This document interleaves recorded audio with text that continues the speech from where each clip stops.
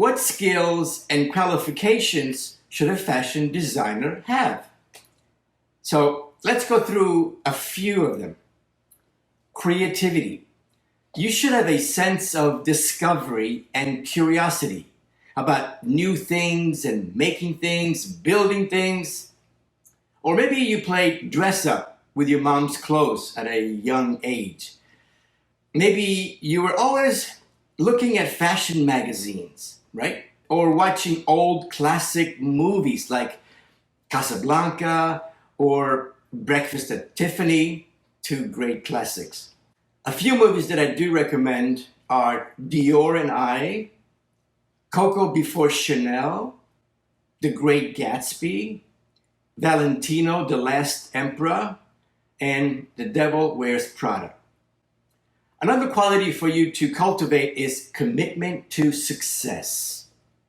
I've already talked about this in my last videos. So no matter what, you must have a commitment to success, stamina, strength, willpower, determination. When things get tough, keep going. Like a famous basketball coach once said, hard work beats talent when talent doesn't work hard. Another important asset to develop is leadership and communication skills. You see, as a designer, you don't work alone. You don't work in a vacuum. You work with a team. Now, if you're just starting out, you don't have a team. But eventually, you'll likely have an assistant, a seamstress, a pattern maker. You deal with factories and contractors. So you must learn to delegate responsibilities, to communicate with your team, what's in your imagination, right? And how to translate it into reality. You need to learn how to support your team so that your team supports you. Very important. Now, along with the creative aspects, another competence for you to build up is your business skills. Now, for some of you, this might be too early in your journey. I understand that. If you're just starting out, maybe you don't have a business yet, but it's always a good idea to set a strong business foundation and groundwork.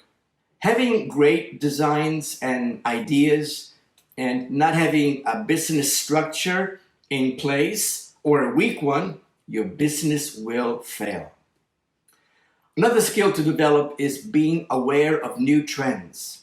Now, when it comes to trends, you can either embrace them or rebel and go against them. Either way, you have to be aware of what new trends are happening in the market, what new colors, what new fabrics, what new silhouettes, new proportions, and so on. There have been many designers who have gone against the trends, like, say, Vivienne Westwood, for example, or Betsy Johnson, and even Coco Chanel. Yeah, Chanel is now a major top commercial brand, but back in the day, Coco Chanel reinvented fashion by taking away and stripping all those corsets and bustiers and petticoats that women wore back then.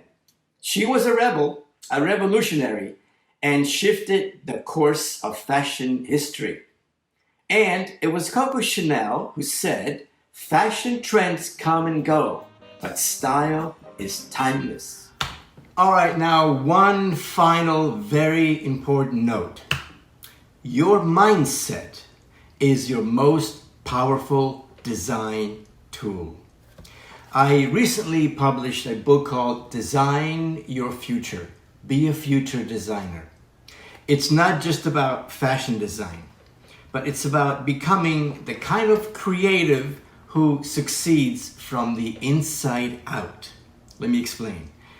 In this book, I combine real-world skills and mindset shifts and powerful principles of success that every aspiring designer should know.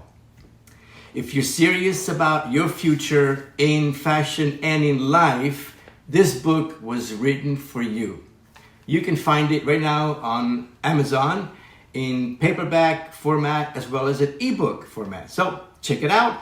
Your future self will thank you. Trust me. So here's the link and check it out.